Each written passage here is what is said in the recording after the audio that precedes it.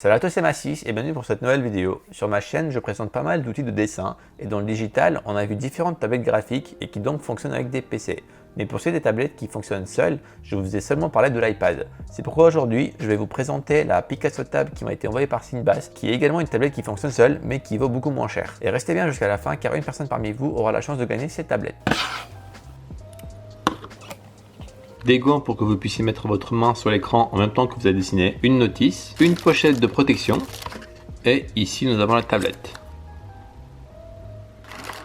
Et là-dedans nous avons le chargeur, le câble pour le recharger, le stylet et c'est génial car la pile est fournie avec. Il y avait aussi ces deux papiers, sur celui-ci ils disent qu'il y a un concours toutes les semaines sur leur page Instagram, donc vous pouvez aller les voir. Et il y a ce papier qui dit qu'en achetant les tablettes Picasso Tab, eh bien vous participez au paiement de l'opération d'un enfant malade. Donc on a ici le bouton pour l'allumer, le bouton de volume, les enceintes pour le haut-parleur, un port USB type C, un port HDMI pour pouvoir le brancher à la télé, un port micro jack pour les écouteurs, un micro et un slot pour pouvoir mettre des cartes mémoire. Sur la face du bas, vous avez ici les ports qui vont vous permettre de brancher notamment un clavier. Sur l'autre côté, encore des enceintes, donc c'est en stéréo. Et en haut, il n'y a pas de port, mais simplement la caméra. Le stylet est plutôt sympa, il est de qualité et c'est en métal car il est assez lourd. Du coup, on a une bonne prise en main, c'est plutôt agréable. Et il a 1024 niveaux de pression. Une fois que vous avez allumé la tablette, c'est une tablette Android classique et donc vous avez le Play Store qui est ici et sur lequel vous allez pouvoir télécharger ainsi toutes les applications de Android. Vous allez ainsi pouvoir avoir YouTube, Google Chrome, Instagram, etc. Mais nous, c'est la partie dessin qui nous intéresse. Et d'ailleurs, lorsque vous l'allumez, il y a déjà deux applications qui sont installées pour le dessin, Artflow et Sketchbook que j'aime bien et que d'ailleurs on va utiliser pour cette vidéo. Quand je teste une nouvelle tablette, ce que j'aime bien faire, c'est d'essayer de faire des traits droits et des cercles. Et là, ça se fait facilement, donc c'est assez précis comme stylet. Mais le meilleur moyen de savoir ce que vaut vraiment cette tablette, eh bien, c'est d'essayer de faire un dessin qui va être assez complet et avec pas mal de détails. C'est parti!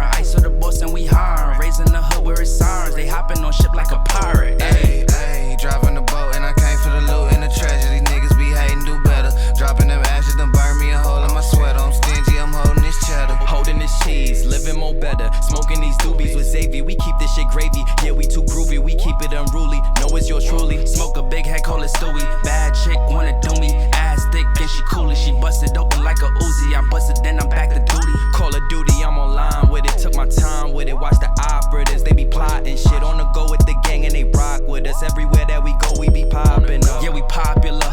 Eyes on us like binocular. Yeah, they time is up. You could try your luck, stay anonymous, but in God we trust. In God we trust. All these niggas looking odd to us. Riding waves just like they ride the bus. Them pretty bitches wanna ride my nuts. The vibe is us. Sergio Tacchini eating fettuccine. Know they see me getting cake. I've been out hustling at the dinner.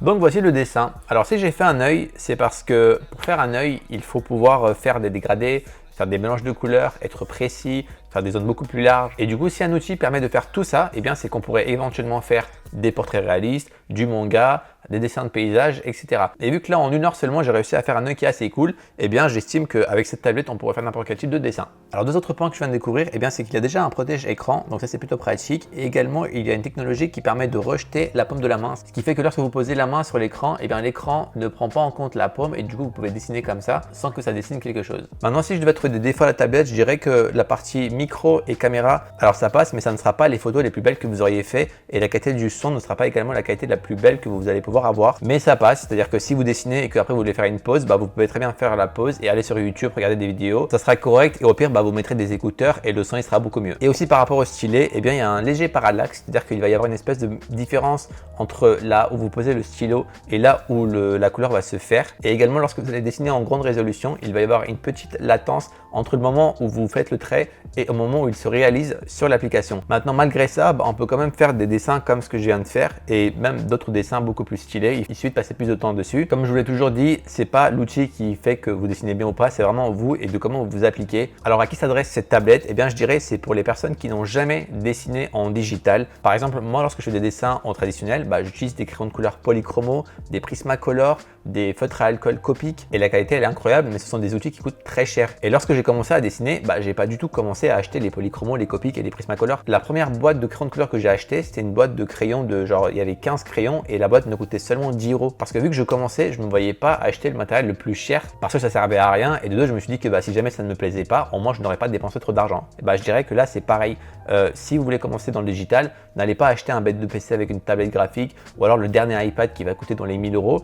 Je dirais qu'il faudrait plutôt commencer par des tablettes comme ça qui coûtent que 200 € pour vraiment vous familiariser et voir si le digital vous plaît au final. Parce que si ça ne vous plaît pas et que vous avez acheté vraiment quelque chose de très cher, vous pourrez le regretter. Et on peut trouver d'autres comparaisons. C'est comme quand on achète sa première voiture, on va pas acheter forcément une Ferrari ou une Lamborghini. On va commencer par acheter une petite voiture qui va pas coûter très cher, même d'occasion. Et c'est au fil des années qu'on va commencer à upgrader sa voiture. Et donc pour toutes les personnes qui n'ont vraiment jamais touché au digital et qui aimeraient juste voir un peu ce que c'est que de dessiner comme ça avec des stylets, etc., ça serait cette tablette là que je conseille dans le sens où c'est l'entrée de gamme. Et parce que c'est Noël et parce que moi j'en ai pas besoin dans le sens où j'en ai déjà plein, je vous fais gagner celle-ci. Donc je vous mettrai en description toutes les règles à suivre pour pouvoir participer et avoir la chance de gagner cette tablette là. Merci encore à Simbas d'avoir sponsorisé cette vidéo. Nous on se retrouve très vite pour une nouvelle. D'ici là, prenez soin de vous et n'oubliez pas que le dessin, c'est la vie.